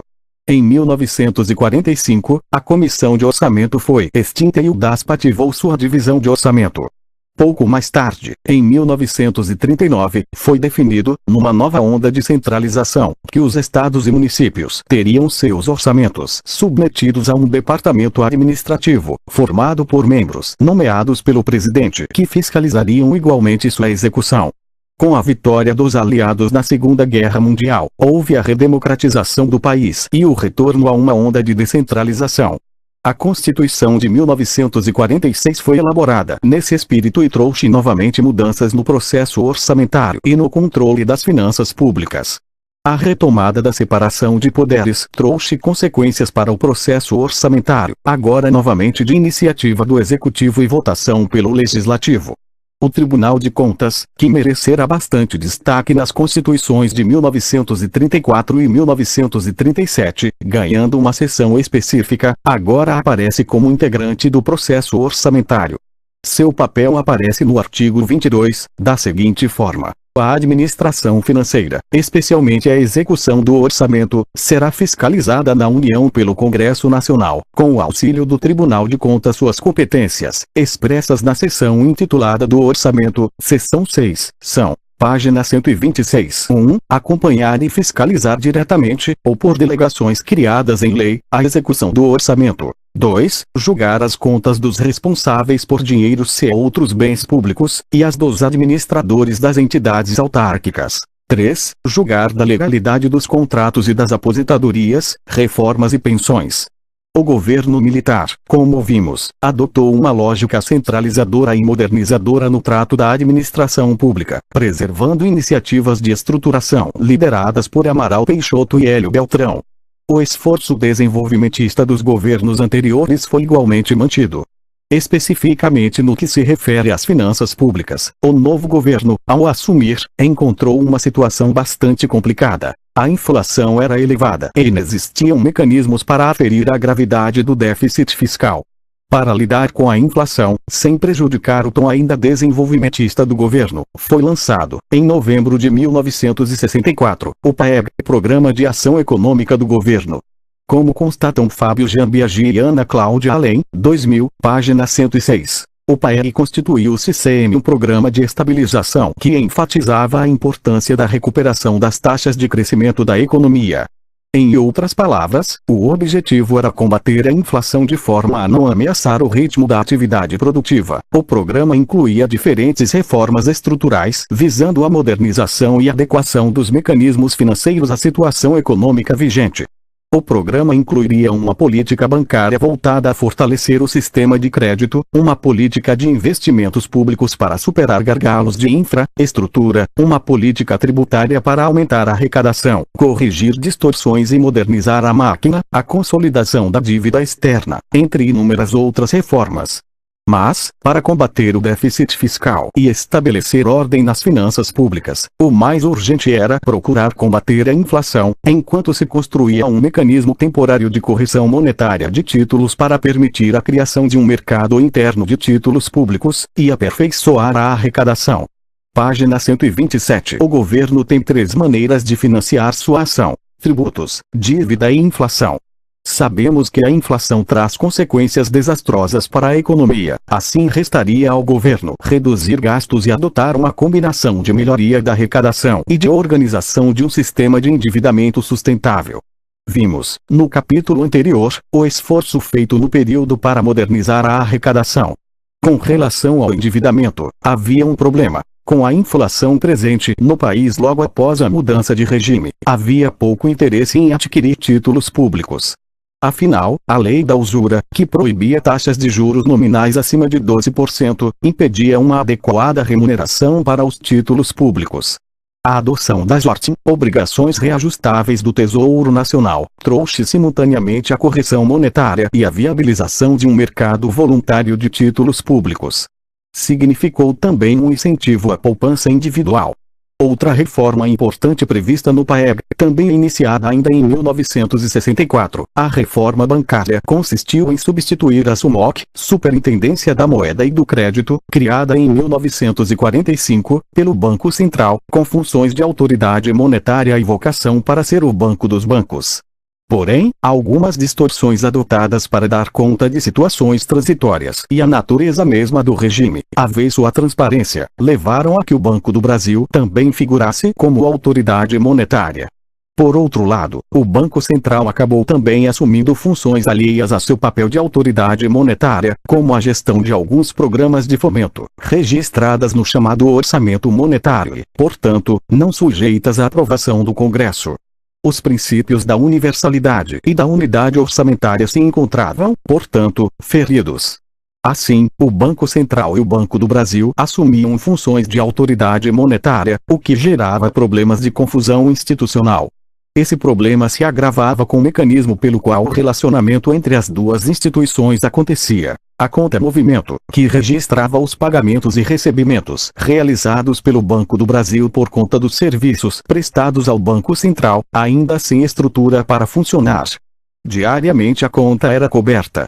Sem grande controle e, sobretudo sem transparência, essa conta passou a ser um mecanismo para financiar o que não se queria introduzir no orçamento anual. Mailson da Nóbrega, 2004, em correspondência a Gustavo Franco, assim descrevia um mecanismo. A conta nivelava diariamente os desequilíbrios entre ativos e passivos do BB. Por exemplo, se o banco fizesse empréstimos de 1 bilhão de cruzeiros e não captasse nenhum tostão, no fim do dia a conta apresentaria um saldo credor do mesmo valor no balancete do BB. Criou-se a rosca sem fim das autoridades monetárias, depois o esquema seria estendido para a área de fomento do BB. Em seguida, lamentava. O provisório durou 20 anos. Página 128. Em 1967, o Congresso, transformado por força do ato institucional N4 em Assembleia Constituinte e expurgado da oposição, aprovou uma nova Constituição que legitimava o novo regime. Nela mantém-se as medidas voltadas para dotar o orçamento e as finanças públicas de controles, porém retira-se do Congresso a possibilidade de interferência no processo orçamentário. Falamos, há pouco, da multiplicidade de orçamentos e da pouca transparência no processo. Mas a Constituição impedia também ao Congresso participar por meio de emendas, ao estabelecer no artigo 67 que fixa a competência exclusiva do Executivo para criar ou majorar despesas públicas, uma restrição clara no parágrafo L/ nos seguintes termos. Não serão objeto de deliberação emendas de que decorra aumento da despesa global ou de cada órgão, projeto ou programa, ou as que visem a modificar o seu montante, natureza e objetivo. Ao comentar tal dispositivo, Giacomoni, 2005, página 56, afirma que Com essa redação exaustiva, o parágrafo IA acabou, praticamente, com qualquer possibilidade de que emendas importantes fossem propostas em âmbito legislativo. O papel desse poder passou a ser o de aprovar o projeto de lei oriundo do Executivo, já que a hipótese de rejeição era impossível de ser considerada, pois o governo não teria como iniciar seu exercício financeiro sem um orçamento como guia. A emenda constitucional no L, outorgada pela Junta Militar, iria preservar esse dispositivo. Seção 4. 9. A Revolução Institucional da década de 1980. Na década de 1980, um esforço muito interessante e efetivo foi feito para melhorar a organização das finanças públicas brasileiras, mesmo antes da mudança da Constituição.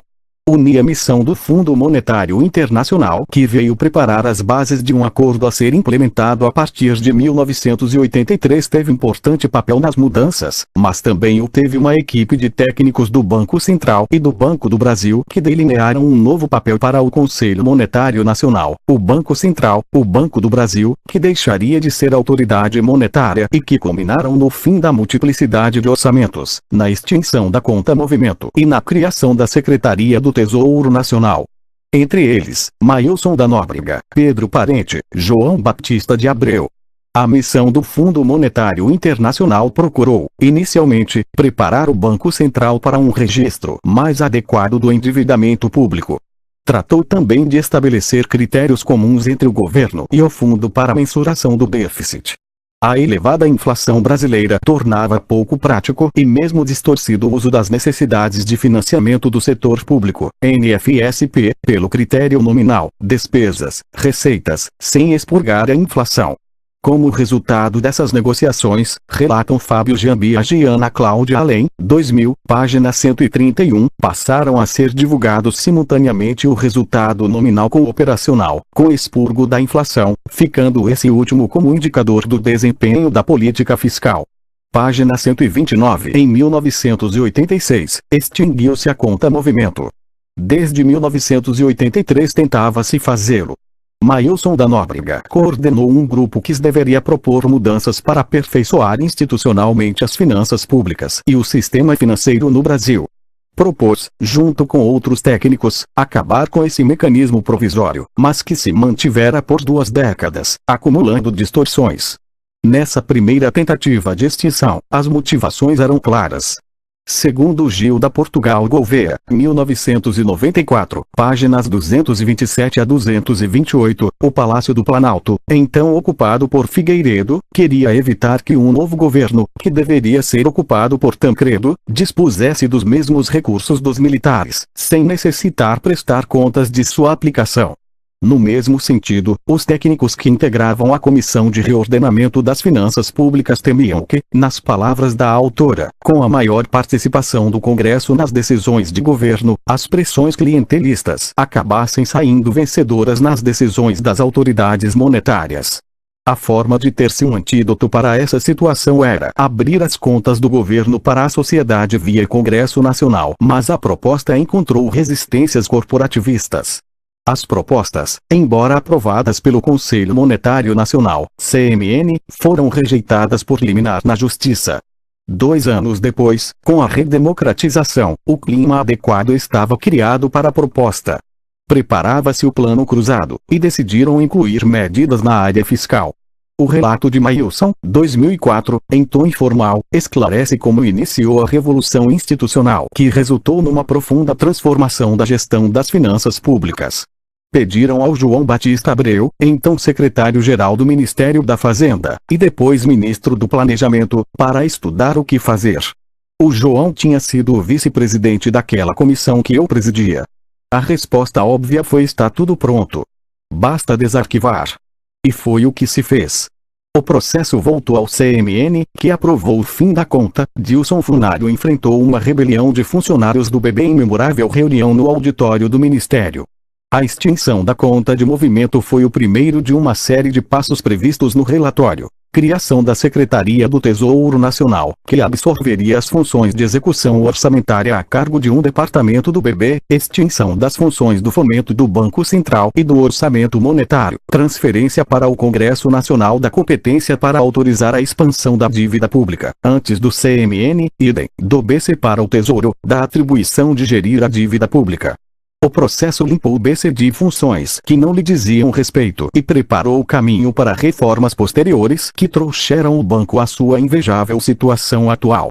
No lado fiscal, o processo culminou na aprovação da Lei de Responsabilidade Fiscal. Página 130. De certa maneira, a conta movimento será substituída mais tarde, em 1988, pela conta única gerida pela Secretaria do Tesouro Nacional, STN. Esse órgão, criado 2 anos antes, em 10 de março de 1986, com a centralização das atividades financeiras federais, desempenharia importante papel na gestão das finanças públicas.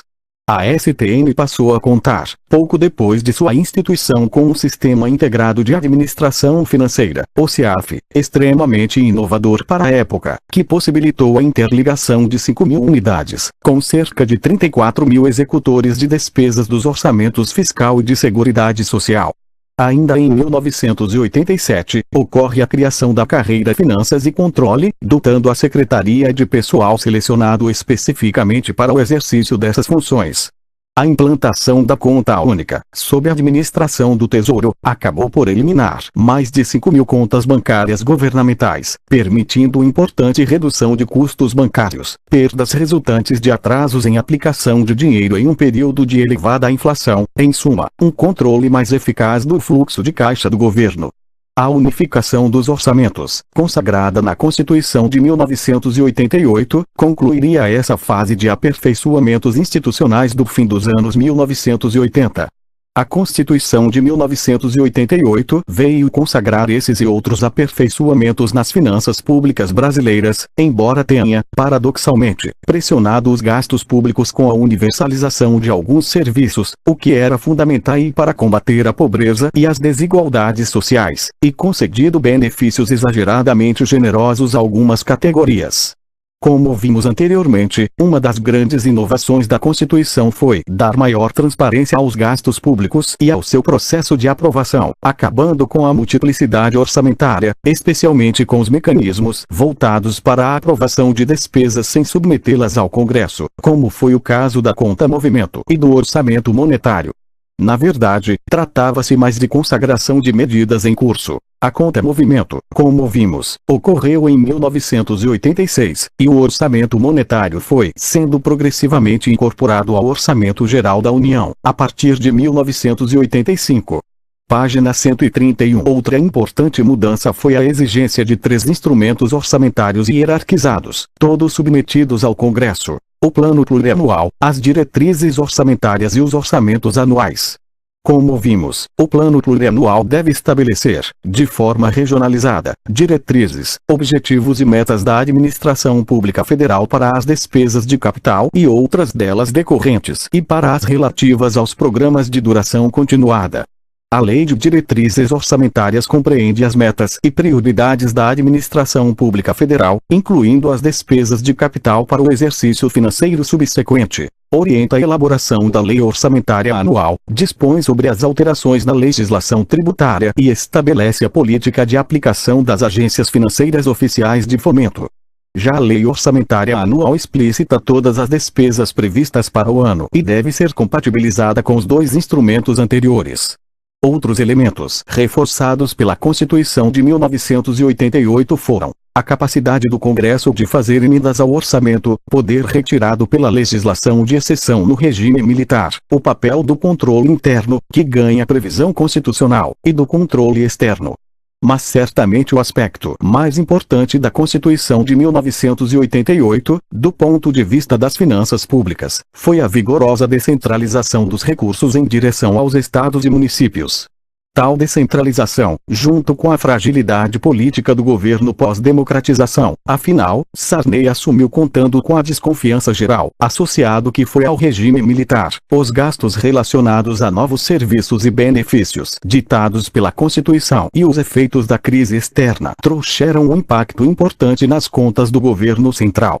É certo que todo o setor público, inclusive estados e municípios, no agregado, sofreu uma piora, mas a União acusou mais fortemente o golpe. Esse fato trará consequências paradoxais para os estados. Como nos mostra Marta Arresch, 2007, páginas 45 e 46, essa escassez de recursos, agravada pelo aumento do volume de transferências obrigatórias para estados e municípios, levou a União a adotar dois cursos de ação. Criar contribuições fiscais não sujeitas à partilha com essas entidades subnacionais. Desvincular parcelas de recursos constitucionalmente reservados a determinadas áreas, como por exemplo, retendo 20% das transferências a estados e municípios. Além disso, a Constituição não se ateve a descentralizar.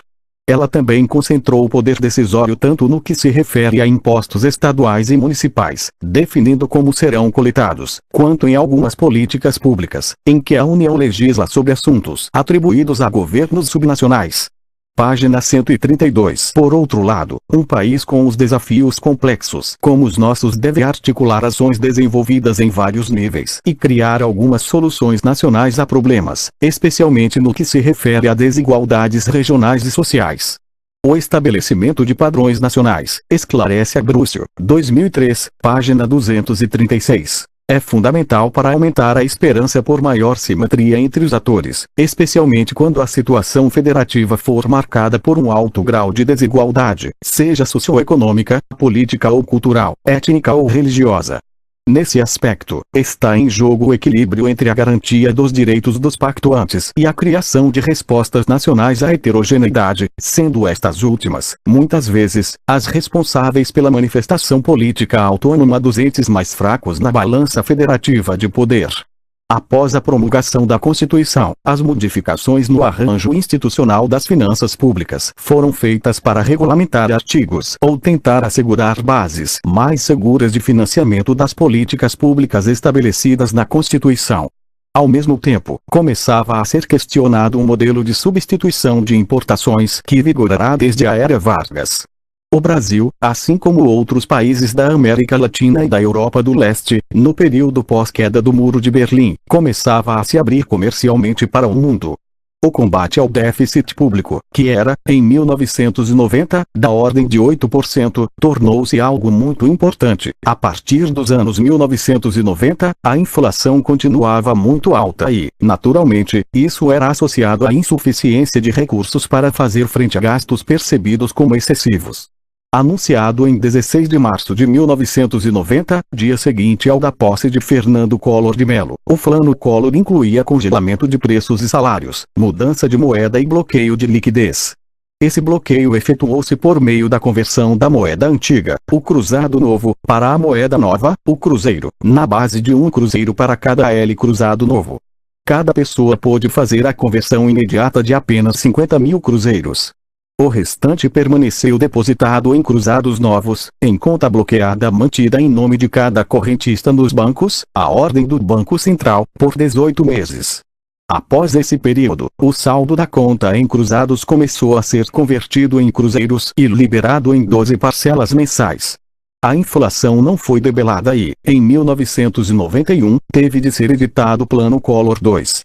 Mas, a subindexação da dívida interna, segundo Jean Biaggi e Allen, 2000, página 145, quando a totalidade dos títulos públicos foram bloqueados pelo governo, tendo sido restituídos a partir de 199, porém com uma correção acumulada que não compensou a inflação ocorrida no período, permitiram por sua vez diminuir consideravelmente os juros da dívida pública. Página 133. A saída do presidente em 1992, após o processo de impeachment, teve um sentido muito importante para o país. Utilizamos as regras constitucionais e não golpes de Estado para resolver crises, neste caso associados ao mau uso da máquina pública. Mas, lembram os autores, a maioria das iniciativas de modernização e saneamento da economia foi continuada por seu sucessor, Itamar Franco. Fernando Henrique Cardoso teve um papel importante no combate à inflação, como ministro da Fazenda de Itamar, com a edição e implantação do Plano Real. O resultado foi, de fato, o fim do fenômeno que distorcia as contas públicas e atingia particularmente os mais pobres, reduzindo expressivamente o valor de seus salários. Mas se agora os números públicos se tornaram mais claros e os salários menos corroídos pela elevação geral de preços, os governantes perderam uma fonte importante de financiamento dos gastos públicos e tiveram de recorrer a outras, como o endividamento e o aumento da carga tributária. A redução de gastos públicos não pareceu uma solução possível, dadas as dificuldades na formação de consenso para aprovar a reforma previdenciária e a força da pressão por transferências de renda, que pouco contribuem para eliminar a pobreza, nem desejável, frente à expressiva desigualdade de renda e atraso na universalização da educação e dos serviços de saúde. De fato, a expansão do gasto público foi expressiva, como mostram Armando Castelar e Fábio Giambiagi, 2006, página 46, num governo que ficou erroneamente associado como fiscalista e pouco empenhado nas políticas sociais. Os dados indicam exatamente o oposto. O gasto primário do governo central, evidenciam os autores, cresceu em termos reais 7% ao ano de 1995 a 1998 e 5% entre 1999 e 2002, com forte ênfase nos gastos sociais. É importante lembrar que foi nesse governo que finalmente se universalizou o acesso ao ensino fundamental e se introduziu o Bolsa Escola, que distribuía renda para famílias que mantivessem as crianças na escola e fora do trabalho infantil, depois rebatizado como Bolsa Família. Mas, do ponto de vista das finanças públicas, o grande avanço do governo Fernando Henrique foi, como vimos em capítulos anteriores, a aprovação da Lei de Responsabilidade Fiscal, um instrumento previsto na reforma administrativa para evitar desequilíbrios nas finanças da União, estados e municípios. A lei estabelece sanções fortes para quem gasta mais do que arrecada com impostos, combate gastos apenas eleitoreiros e tenta preservar a capacidade de investimento dos governos, controlando os gastos de pessoal. Dessa forma, restringe também o endividamento público. O governo Fernando Henrique viveu instabilidades fortes nas suas relações com o mundo externo. A crise asiática de 1997 sucedeu à crise russa e nossa própria crise, afetando de maneira importante a economia brasileira e evidenciando nossa vulnerabilidade externa. A pronta intervenção da área econômica do governo evitou um desastre maior. Por outro lado, a crise foi indutora de correções de rumo, consolidando esforços de saneamento das contas públicas iniciados anteriormente. Página 134. Para se entender o panorama das finanças públicas no governo Fernando Henrique Cardoso, é importante distinguir dois períodos. O de 1995-1998, antecedendo as crises internacionais, e o de 1998 a 2002, primeiro, pouco depois do lançamento do Plano Real, foi marcado pela estabilização da economia e trouxe consigo um aumento do déficit público, compreensível dada a experiência passada de governantes dos três níveis de governo de aceitar as demandas da população ou pedidos de aumento do funcionalismo e retardar pagamentos a fornecedores ou congelar por alguns meses os salários e, assim, manter equilibradas as contas. Era necessário passar a negociar em novas bases, argumentam Giambiagi e Além, 2000, página 155, e era natural que, no início, nem quem reivindicava, nem o setor público estivessem preparados para isso. A inflação continuou sua trajetória de queda iniciada em 1994, mas as despesas não paravam de crescer. Alguns chegaram a profetizar o fracasso do plano a curto prazo, o que não se mostrou verdadeiro. Embora o governo central tivesse importante responsabilidade na deterioração das contas públicas, especialmente por meio de aumento das transferências a estados e municípios, aumento dos gastos com benefícios previdenciários ruins, causados sobretudo pelo aumento bem acima da inflação do salário mínimo a que constitucionalmente eles estavam vinculados, e do aumento de outras despesas de custeio e capital, os estados e municípios tiveram um peso maior na configuração do déficit primário no período. Os estados, particularmente, viveram uma crise pior. Muitos governadores alegavam que a crise em seus estados se devia à perda de receita do ICMS relacionada à chamada Lei Candir. A lei estabelecia uma desoneração de ICMS nas exportações. Embora verdadeira, a explicação se aplicava apenas parcialmente, pois mecanismos de compensação foram criados, cobrindo uma parte das perdas. Na verdade, os estados estavam muito endividados junto a seus bancos estaduais e ao sistema financeiro em geral e tiveram seus gastos substancialmente ampliados diante de aumentos dados ao funcionalismo pouco depois de tomar posse, em 1995, quando a memória inflacionária ainda estava presente. Outros estados viveram situações semelhantes, por generosidade, eleitoreira ou não, de governadores em fins de mandatos, em 1994, também acostumados com a correção que a inflação introduzia em eventuais excessos populistas.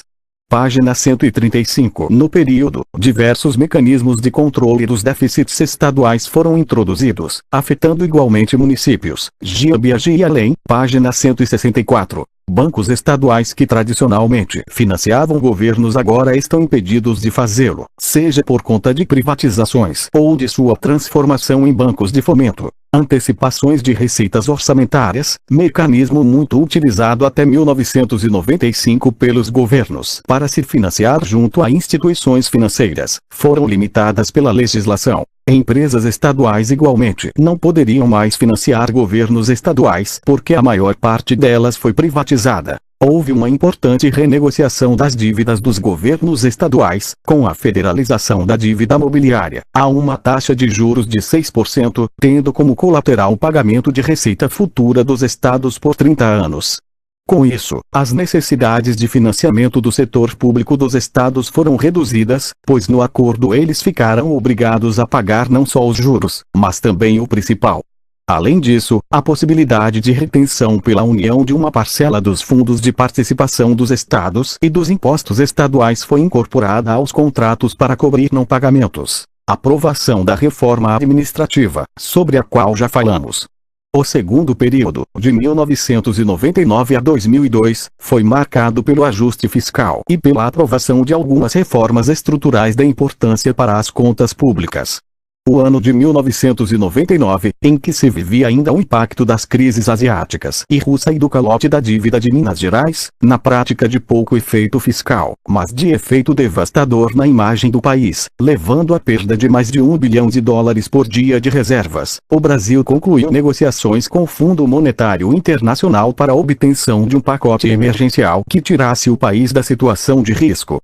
O ato desastroso de Itamar Franco obrigou o Brasil a deixar o câmbio flutuar e, assim, promover uma maxi-desvalorização do real, o que agravou a situação da dívida externa.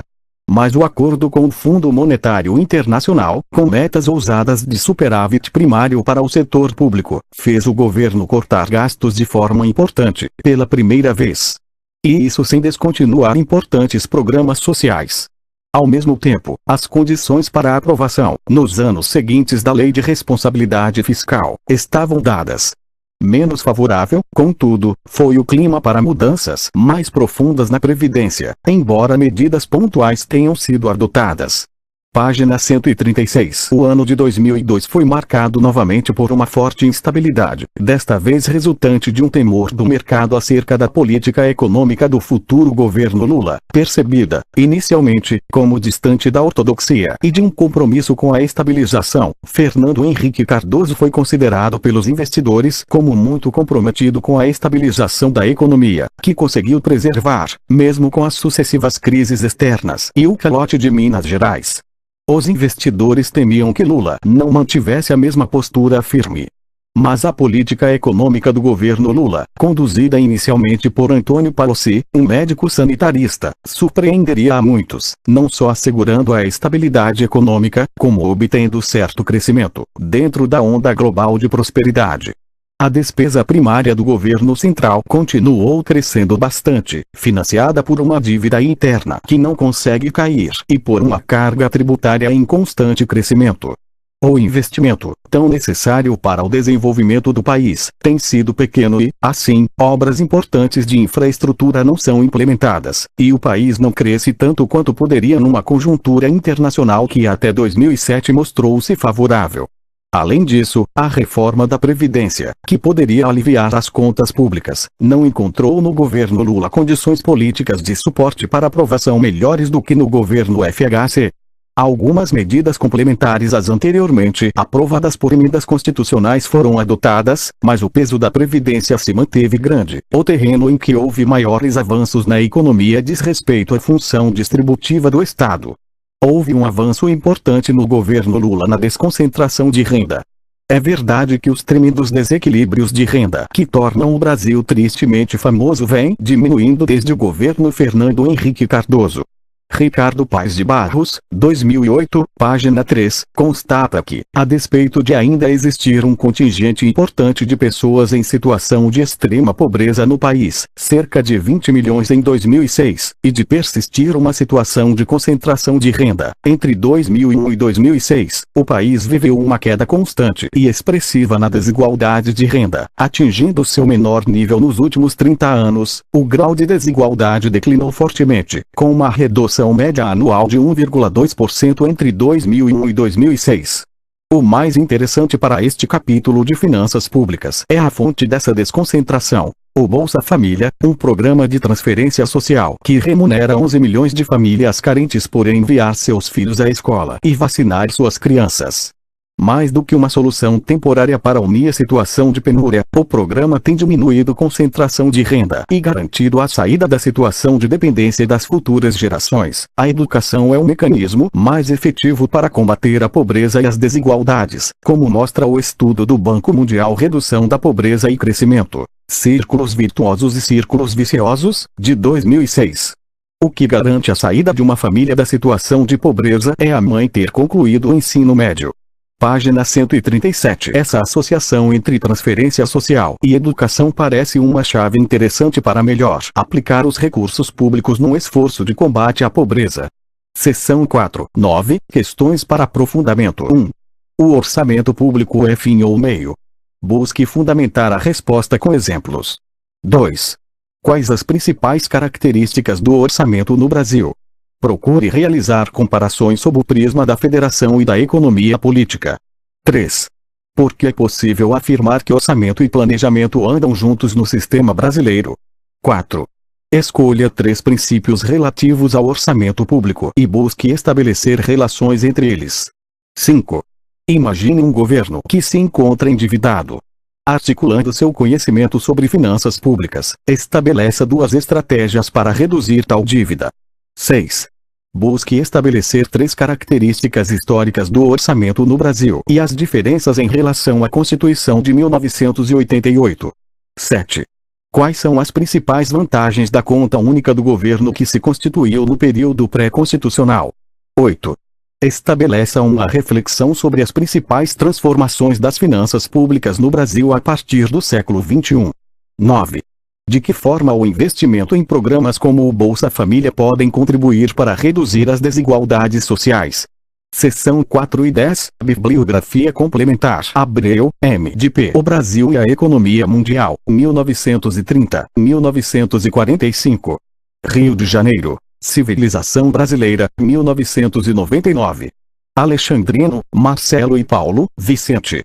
Direito Tributário na Constituição e no STF. Niterói. Ímpetos, 2001. Baleiro, Aliotnar. Uma Introdução à Ciência e às Finanças. Rio de Janeiro. Forense, 1986. Boshi, J.L. Restrições Externas e Desenvolvimento Econômico no Brasil. O Eterno Retorno, in. Boshi, G.Org. Restrições Externas e Desenvolvimento Econômico no Brasil. Cadernos PUC Economia, número 9, Educ, São Paulo, 2000.